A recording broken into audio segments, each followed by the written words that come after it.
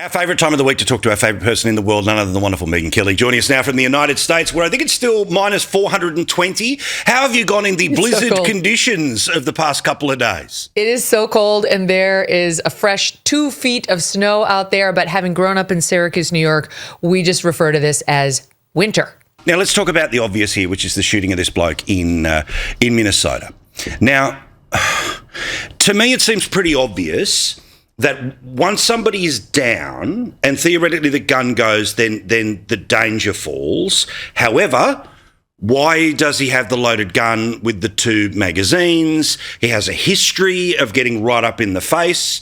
I heard your show today where previously he had plenty of physical confrontations with ICE. He was part of a movement which is about trying to not just protest but destabilise them. So again, the president seems to now be in the position of, let's have a look at this. Where are you? I'm 100% on the side of Border Patrol. I think it was a clean shoot. I don't think it was something they would do again if they had it to do over. I think it was an erroneous defense of others, which is a legitimate defense under the law to any sort of murder claim or whatever these leftists are hurling at them. In other words, he had an altercation with them. He got in the middle of a law enforcement operation, inserted himself. It wasn't the first time. He had a confrontation with cops, with law enforcement, enforcing the border about a week ago. 5 immigration enforcement assistants or officers back then. And he broke a rib. So aggressive was he in interacting with them. So he learned, or should have, that you don't do that. You and I know this just by sitting at our desks. Anybody with common sense knows you don't put yourself in between any sort of law enforcement officer and the target of their arrest or their interest, or you're taking your own life in your hands, which is exactly what he did. And now he did it again, which was very, very, very stupid. And especially when you know you're carrying, because if the officer finds the gun, then his reasonable fear of you is going to go up, which is bad. That's powder keg. Not to say that you can shoot any armed citizen, because we have a Second Amendment here, but you, if you're going out there knowing you're going to interfere with law enforcement and you're carrying, you really are playing with fire, because their reasonable fear for their safety under the law is grounds for them to potentially shoot you if you have an altercation. And they did have one. Unfortunately for this guy, he had one. He inserted himself again. He put hands on the law enforcement officer, which is considered an assault. It's a felony under our laws. Then they went to arrest him. Then he resisted arrest, which was very, very stupid. All the cops zeroed in on him. Border Patrol. They are law enforcement officers. And you heard somebody yell, gun, gun, gun, which is what they do when they spot a perp with a gun on him. And what appears to have happened, though the investigation is underway, is one of the officers removed the gun from the back of his pants, and it either went off or it didn't. It's unclear where that first shot happened, but it's kind of irrelevant. Clearly, the other officers misunderstood that the guy had the gun and fired it, and then they fired. No, they don't just run around murdering people, notwithstanding what these loons on the left say. They obviously thought that they were defending themselves or others. They heard gun, gun, gun, and it looked like that guy's gun, now in the hands of the law enforcement officer who was walking away, it looked like it fired. And apparently it's been known to fire spontaneously, this particular weapon. So it's possible that that's what happened. It's possible that the cop inadvertently fired it. We don't know. But you do not see a single Border Patrol officer fire their gun or even pull their gun out until you hear the one say, gun, gun, gun. So they were not looking to shoot this man. They were scared. They thought he was going to shoot them. And it appears to have been erroneous, but that does not vitiate their self-defense claim, which only requires them to be in reasonable fear for their own safety. And being told gun, gun, gun, and then hearing a gun go off will do it 10 times out of 10. So important for all of the detail, because again, these matters, automatically everyone off to their corners, everyone screaming from their corners. The absolute reality here is that if you believe some people who've already been at 11 about, the totalitarian state, the authority, they want to carry on as if this was some sort of, gang killing, right? Like a scene from that movie American History X where somebody's put down. They're calling it a murder. Yeah, and you're going, now, obviously there is, split-second decisions made by people who are on the ground. That's not the president. That's not the governor. That's not the police chief. It's not us. So the idea that people automatically that momentary decision, justified or otherwise, then instantly becomes proof about the Trump administration. And this is the problem for the left. They have been at 11 for 10 years. They have got nowhere else to go. And even if the wolf turns up, they've been crying wolf for too long that no one believes them.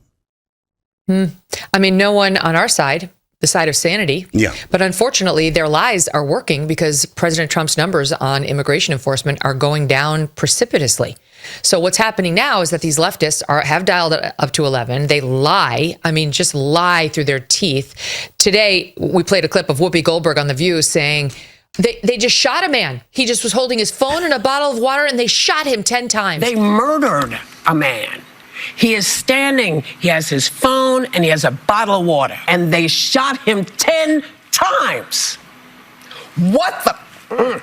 I don't know what you're investigating if you're not investigating the straight up murder. What a lie.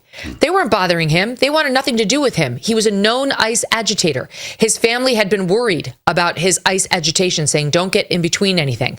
And he did it not once, but twice, both times with 5 officers getting all over him. He had his little phone. He clearly wanted to get a viral video, and he got it at risk of his own life, and ultimately it cost him his life.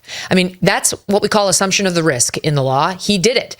As I said on my show, the reason I am not shot by ICE right now is because I sat in my studio this weekend and I minded my own business. I did not go out there in between a cop and the person who was antagonizing him, who was a fellow ICE agitator, like this guy did. That was very stupid. It was reckless.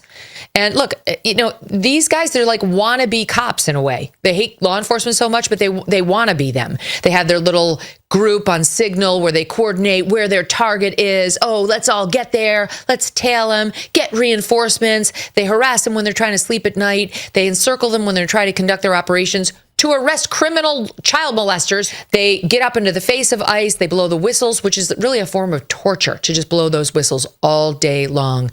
It's mind numbing. And it's how are they supposed to know up from down when these whistles are constantly blowing in their ears? And then if they make a mistake, it's murderer, murderer. I think what actually happened here is what we call in the law imperfect defense of others, where you think you're defending your fellow cops and or yourself, but it's an imperfect defense because, in fact, there was no such deadly threat your way. If it's a sincere threat and a reasonable threat, you're off the hook.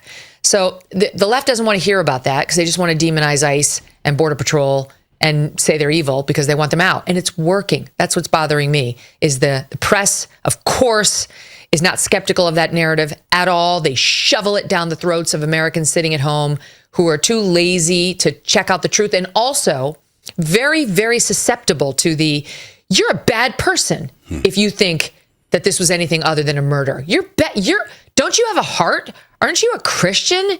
Can't you see this guy was on the ground, on his stomach, and they shot him in the back? You're an inhuman, as opposed to actually trying to put yourself in the shoes of the cop and understand they have a split second to make a decision on how they save the lives of those around them, never mind their own lives. Yeah, absolutely. I mean, people have to go back to their high school days and the very early days where you're being introduced to legal concepts, right? About like, did something happen? Did you mean for it to happen? What was your intent about when something, like all of those things, let alone, again, obviously right up to as skilled and as knowledgeable as you are, still having very active discussions on as part of your show about the law, about what the law is here, about not just, the defence because they've got a badge and that means they're good guys, bad guys, but again, that what was the term you used again about the imperfect defence of a colleague? Imperfect defence of others. It's like if a guy comes into your house, Paul, and he's dressed like a robber and he has a fake gun that looks real and he just means to play a joke on you. It's a friend. He's just trying to scare you and thinks it would be really funny and he's going to get it on video. But you don't recognize him because he's disguised and you don't see that that's a fake gun and you shoot this man. Are you guilty of murder? No. that's also an imperfect self-defense claim. You weren't actually in any danger, but you mistakenly, but reasonably thought that you were. It's not that far afield from that. And the law is going to look at whether a reasonable cop in these same circumstances would have feared for his own or others' bodily safety. And they're going to find that he did. That's how this is going to come out, as long as it's not in front of some crazy ass Minnesota jury that it just wants to punish ICE. And I can't rule that out because I don't know, actually, unlike the shooting of Renee Good, where the feds took control of it and said, that's it, we're not giving control of this investigation to Minnesota. This one I'm not sure on. Originally, the Trump administration said, same, we're taking control of it. But Minnesota seems determined to do its own investigation. And I don't know, Paul. I think Minnesota, if they could get their hands on this officer, they would fry his ass. I really think they'd be determined to charge him with murder, right? The full Chauvin. They put him in front of a Minneapolis jury. They wouldn't move it outside of Minneapolis. The judges, I happen to know, just based on my own reporting, that we're suffering like a revolt, like an intifada of judges right now on the bench who don't want to bring charges against any of the bad guys who invaded that church, but would love to oversee a trial against an ICE officer. So it's a powder keg, and Trump needs to do his level best to protect these officers.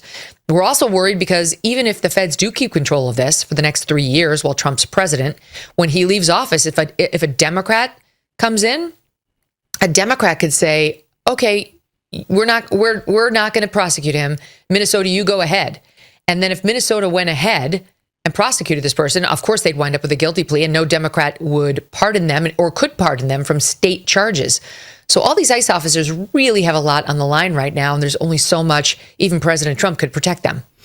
Forget the reports about her show. Watch her show. Megyn Kelly, she's on YouTube, SiriusXM, get the podcast, all the rest of it right. I'm telling you, it's compulsory stuff because there's a whole bunch of people who want to tell you very different versions of things. This lady will tell it to you straight, and we love her. Thank you for joining us each and every week, mate. Lovely to see you. We'll see you again next week. Love you right back.